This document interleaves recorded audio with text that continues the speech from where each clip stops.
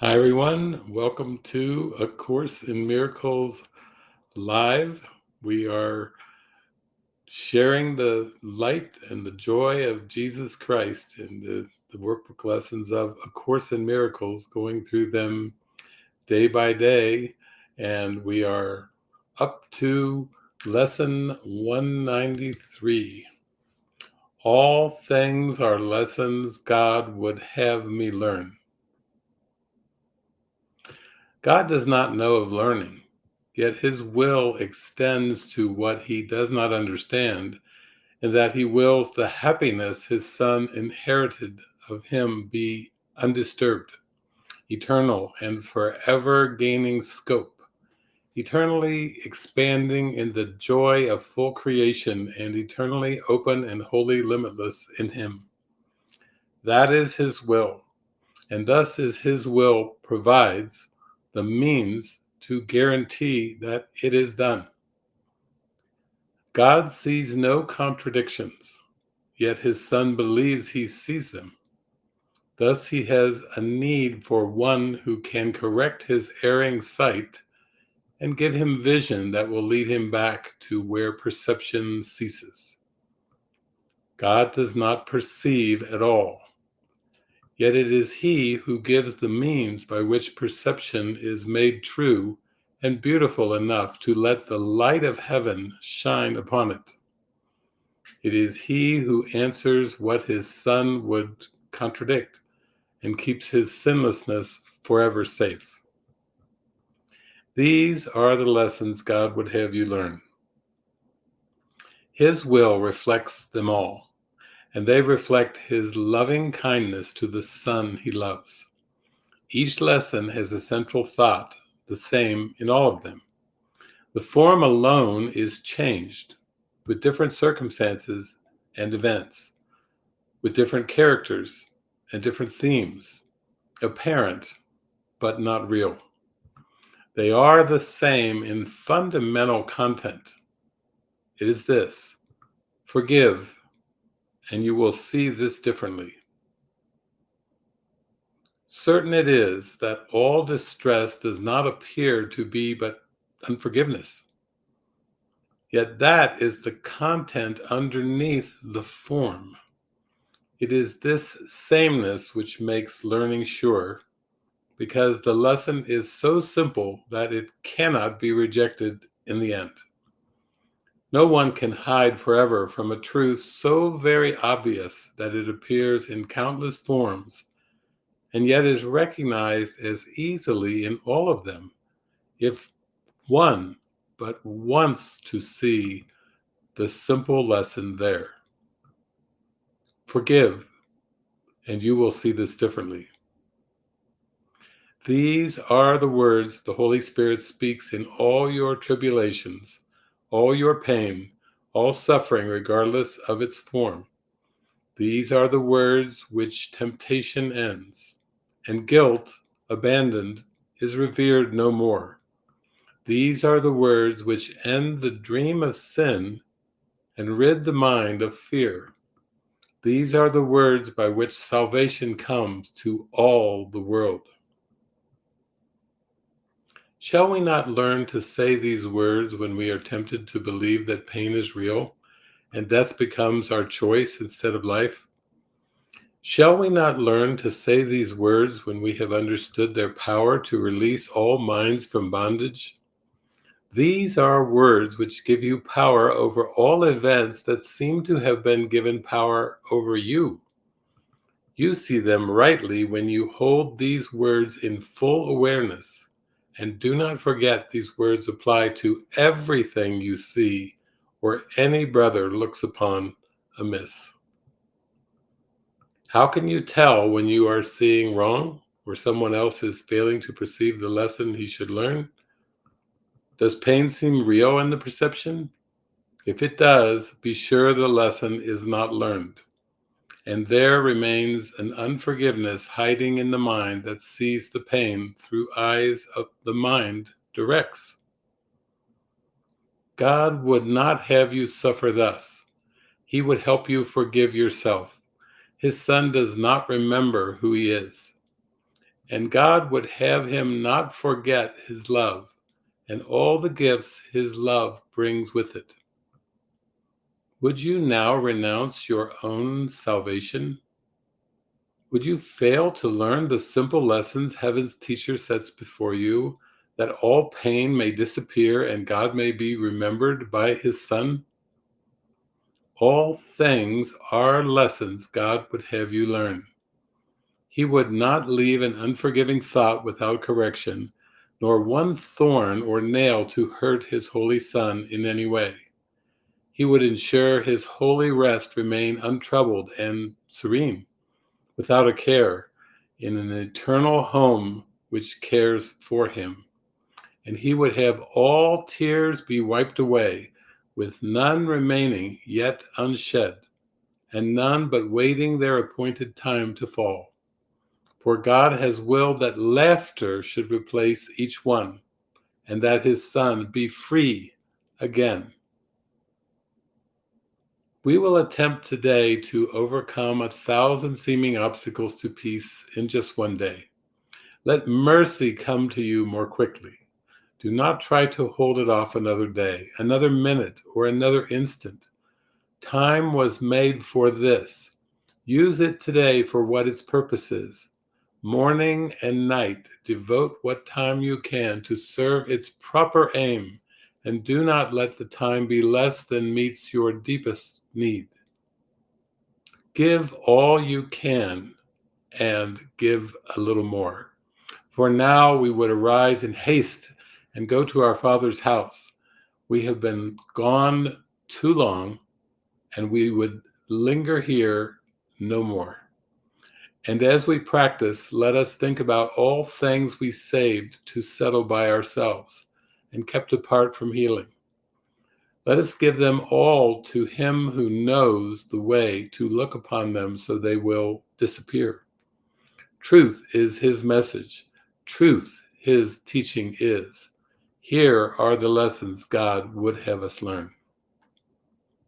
Each hour, spend a little time today and in the days to come in practicing the lesson in forgiveness in the form established for the day. And try to give it application to the happenings the hour brought, so that the next one is free of the one before. The chains of time are easily unloosed in this way. Let no 1 hour cast its shadow on the one that follows. And when that one goes, let everything that happened in its course go with it. Thus will you remain unbound in peace eternal in a world of time. This is the lesson God would have you learn.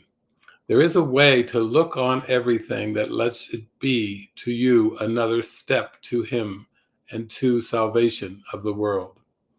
To all that speaks of terror, answer thus: I will forgive, and this will disappear. To every apprehension, every care, and every form of suffering, repeat these self-same words, and then you hold the key that opens heaven's gate and brings the love of God the Father down to earth at last to raise it up to heaven. God will take this final step himself. Do not deny the little steps he asks you take to him. All things are lessons God would have me learn.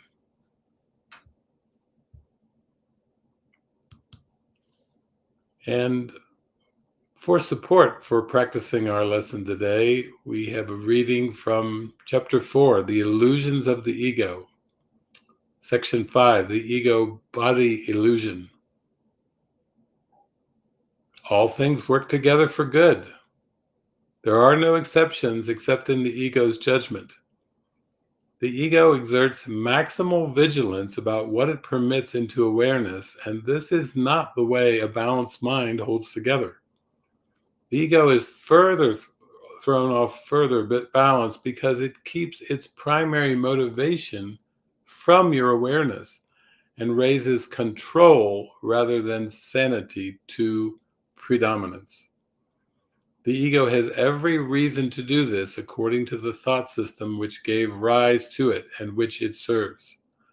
Sane judgment would inevitably judge against the ego and must be obliterated by the ego in the interest of its self-preservation.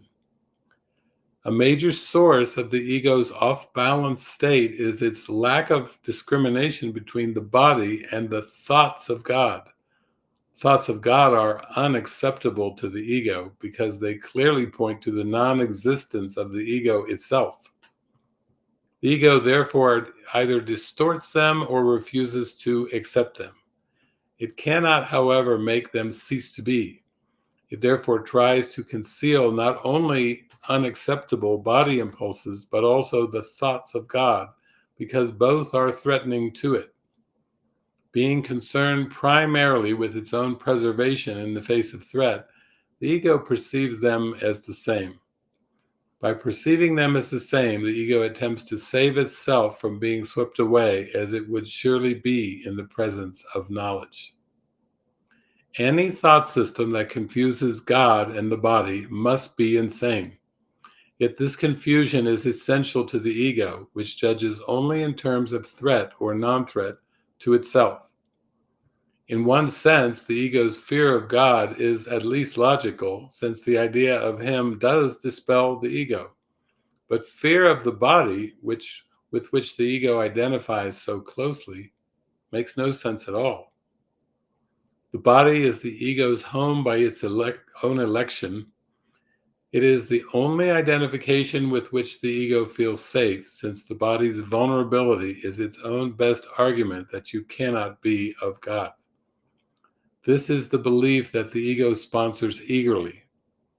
Yet the ego hates the body because it cannot accept it as good enough to be its home. Here is where the mind becomes actually dazed. Being told by the ego that it is really part of the body and that the body is its protector, the mind is also told that the body cannot protect it. Therefore, the mind asks, "Where can I go for protection?" To which the ego replies, "Turn to me." The mind, and not without cause, reminds the ego that it has itself insisted that it is identified with the body, so there is no point in turning to it for protection. The ego has no real answer to this because there is none, but it does have a typical solution. It obliterates the question from the mind's awareness. Once out of awareness, the question can and does produce uneasiness, but it cannot be answered because it cannot be asked. This is the question that must be asked. Where can I go for protection? Seek and ye shall find does not mean that you should seek blindly and desperately for something you would not recognize. Meaningful seeking is consciously undertaken, consciously organized, and consciously directed. The goal must be formulated clearly and kept in mind. Learning and wanting to learn are inseparable. You learn best when you believe what you are trying to learn is of value to you. However, not everything you may want to learn has lasting value. Indeed, many of the things you want to learn may be chosen because their value will not last. The ego thinks it is an advantage not to commit itself to anything that is eternal, because the eternal must come from God. Eternalness is the one function the ego has tried to develop but has systematically failed to achieve. The ego compromises with the issue of the eternal, just as it does with all issues touching on the real question in any way. By becoming involved with tangential issues, it hopes to hide the real question and keep it out of mind. The ego's characteristic busyness with non-essentials is for precisely that purpose.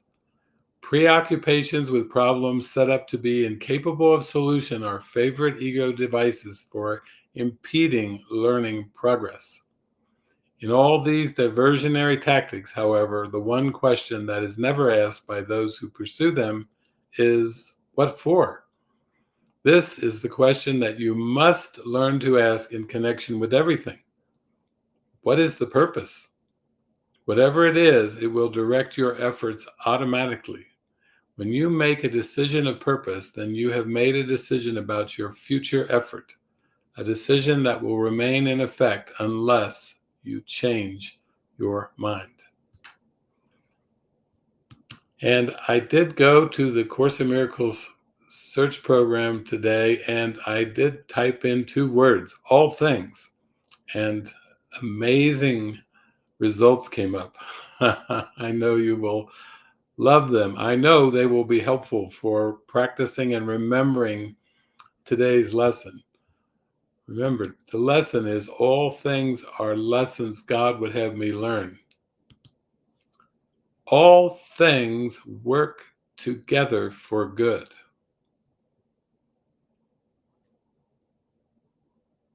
Love does not conquer all things, but it does set all things right.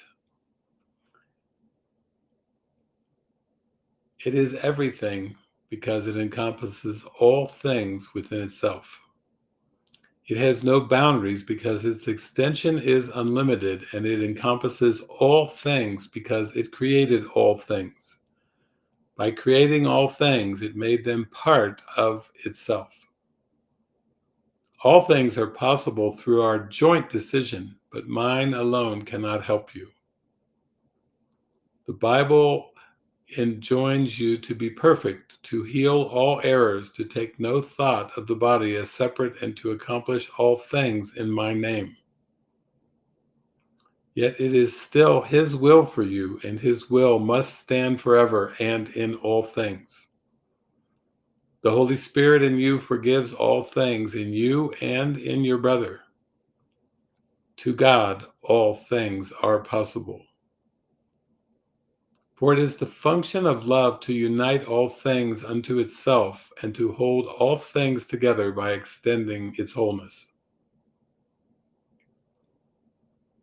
In it are all things that are eternal, and they are one.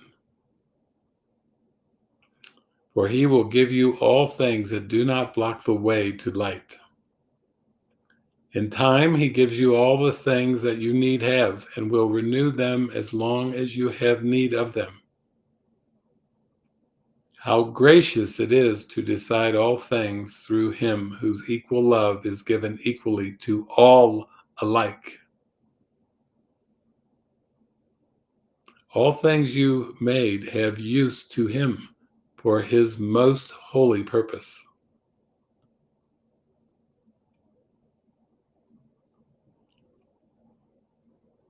See all the useless things made for its eyes to see. The ego. The ego, he is the only thing in all the universe that does not know. But vision sets all things right, bringing them gently within the kindly sway of heaven's law. Ah, how beautiful. And I'd like to close today's session with a song, starting off with a song from Elisa Amor and her album In Every Heartbeat. And this song is Let All Things Be Exactly as They Are. And then, since we are on the cusp of our Strawberry Fields Festival, beginning tomorrow morning at 10 a.m., I am going to just hit the shuffle button, and let's hear some renditions of the theme song by the Beatles to get us in the mood for this beautiful celebration of Christ's love and our devotion to forgive all illusions and remember the eternal love of God and our eternal identity as the living Christ.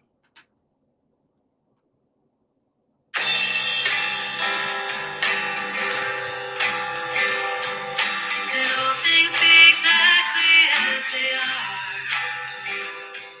Let all things be exactly as they are. Let all things be exactly as they are.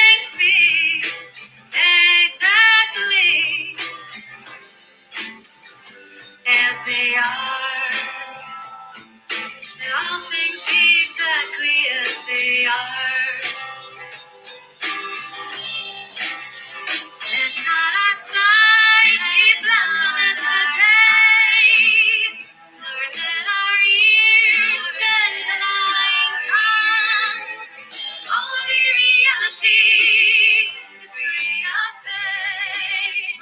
Only reality is free of loss. Only reality is wholly safe. Holy is so we seek today.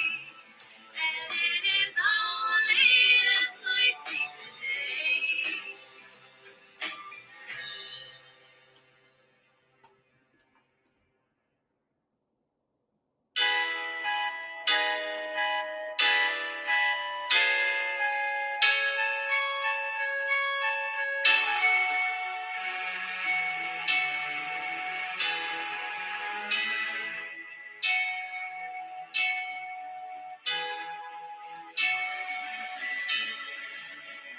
Let me take you down.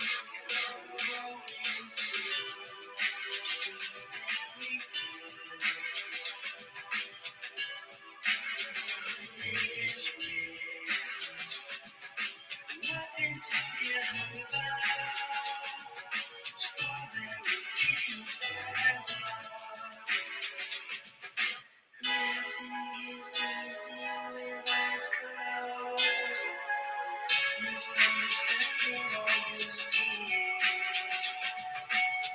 It's getting hard to be someone, but it all works out. It doesn't matter much to me.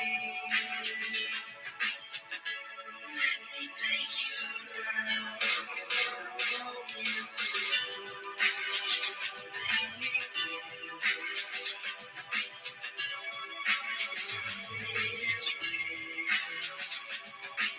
Nothing to get hung about. Strawberry fields forever.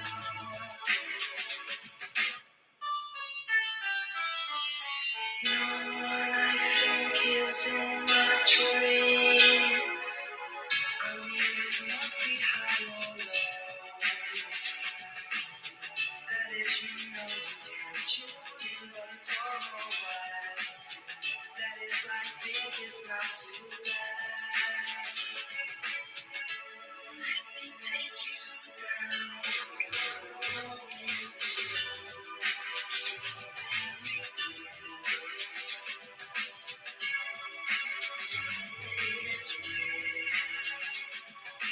nothing to get hung about. Strawberry fields forever.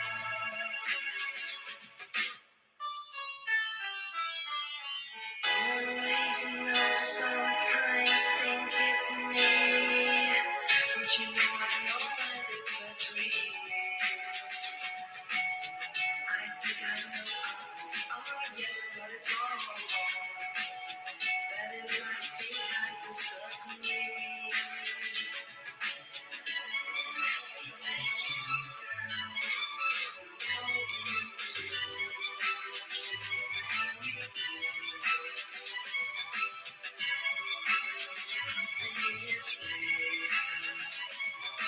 Nothing to get hung about. Because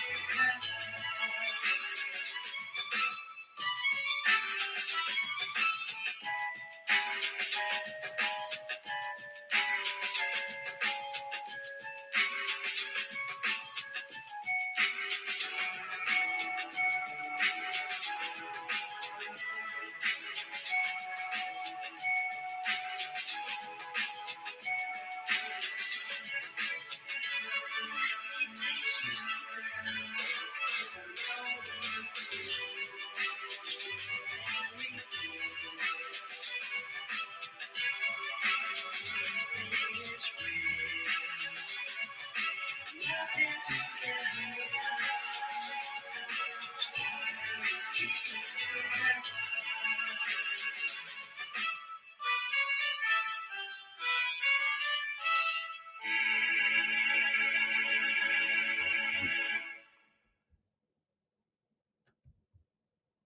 Have a beautiful day.